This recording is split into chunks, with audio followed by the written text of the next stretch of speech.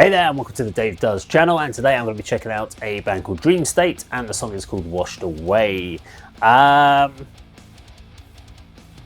know much about it. It was a recommendation on YouTube and I thought it looked like as it was a band I hadn't heard. I know it's got Elise Reed from Amaranth is also doing vocals on this particular song, so yeah, always been interested. Amaranth's been a band that I have reacted to a couple of times, I'm aware of, never really connected with the band. Of all the kind of female-led, I don't even know where I'd put Amaranth in. So there's elements, they're kind of more harder gothic rock. So they're not the Evanescence style of gothic rock. They're more going towards the symphonic, heavier edge. I kind of put them in the same kind of areas Within Temptation, I guess. But I'm a big Within Temptations fan, but never quite really connected with Amaranth. But she's got a good voice. So yeah, I'm intrigued to see what she brings to Dreamstate. Now, I will be talking during the video for bits and bobs as I see things, and of course we'll do a summary at the end, so I'm just giving you a heads up in case that's not what you want for a reaction video, or a review video as I like to call them. Let's get to this.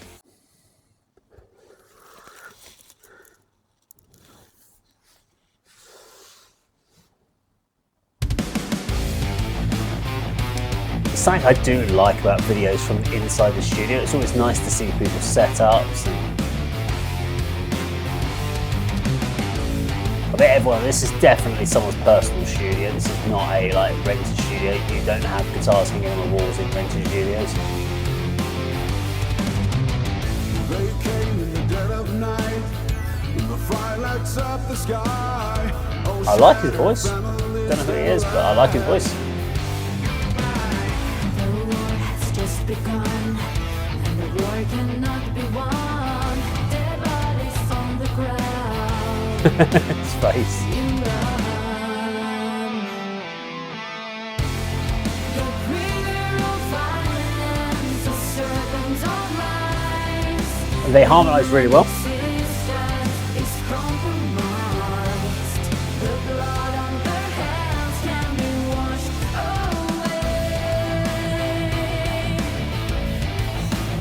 away. So far, nothing about the track's really elevated me, so it's feeling very safe. It's just kind of a safe rock track at this point. Won't give up without a fight. Like a little head bop and head nod along. Life in fire. Broken reality, human insanity. All things may heal in time now. A company of misery. The bringer of violence, the serpent of lies. Human Right, looks like having fun this year, which is what you want. compromise. The blood on their hands can be washed away. Like their harmonising is very safe. There's no one's really punching and taking the lead and taking the higher or the lower. Like taking any risks at this point. I want to see some risks at some point here. New metal riff.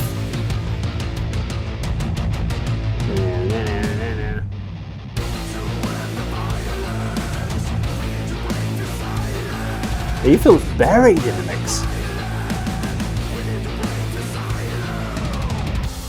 The bringer Oh, you of should have got that on for a bit longer. violence, serpent of lies. Human existence is compromised. And the blood on your hands can be washed away. So this is where we're getting those extra vocal layers. The war is upon us. I mean, this is giving me early Evanescence vibes. Also, it is very similar to a lot of what I get with Amaranth, but again, too safe for me. Hands can be washed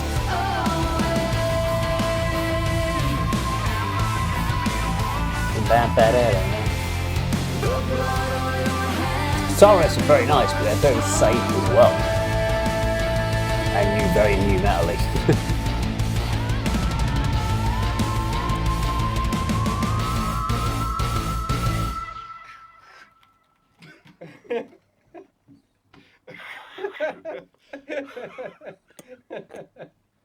Vance Okay, there we go. That was Dreamstate and Washed Away.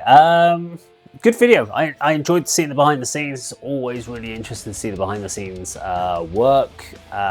Seems like it was very much a project for, I don't know if it's Dreamstate an actual full band or if it's just a project name which has got one person who's kind of leading it. To me, this felt like a solo person's project that's brought people in to do bits. And he's kind of directing it. That's what I feels from Dreamstate watching that. The guy behind the mixing desk, i.e. the guitarist, is who I'm thinking it is. It's his project, and everyone else was kind of just brought in to do their parts, I guess. Yeah, there was a lot of things in there that I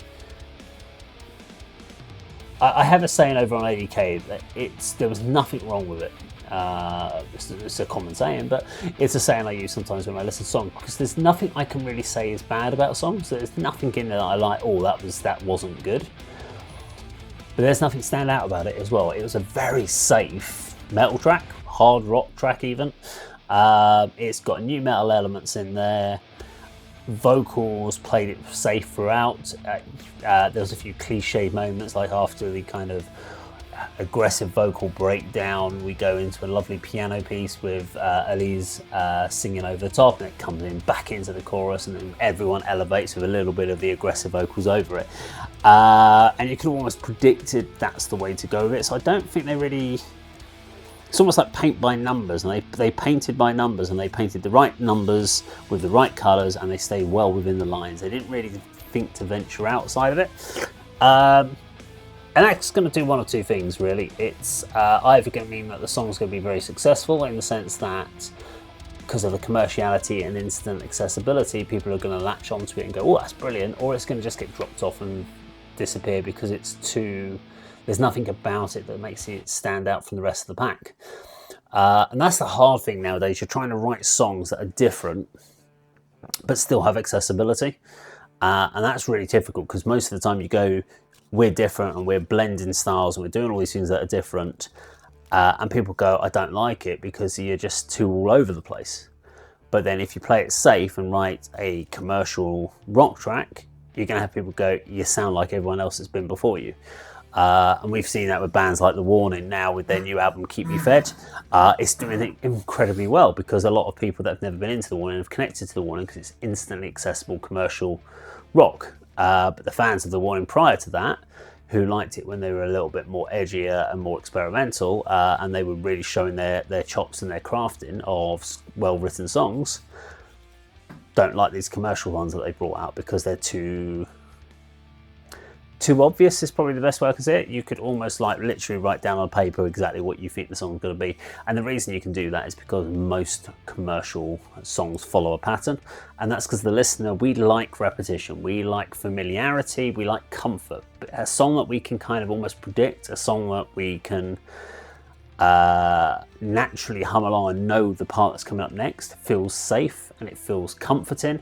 And that's why we latch onto these sort of songs that kind of go off and do their own thing and we have no idea what's going on. It puts us outside of our comfort zone, and that's why these songs are a real difficult one for those bands that put them out to be successful with. And they usually take 4, 5, 6, 7 listens, and then you're like, ah, okay, because your muscle memory kicks in. You kind of remember how, from the previous listens, how the song goes, and you can enjoy it. With this one, you didn't have to listen to it multiple times. You literally could predict it as it was going along. So it's going to, as I said, one of two things. It's either going to be a great success for them, or it's just going to disappear into the eons until something else better comes along. So that's kind of when, and I think it's probably, unfortunately, going to be the latter on this one. As I said, nothing wrong with the song. Everyone performed their parts brilliantly, great vocals, etc. But just nothing special about the track to make it kind of go, that's on a playlist for me.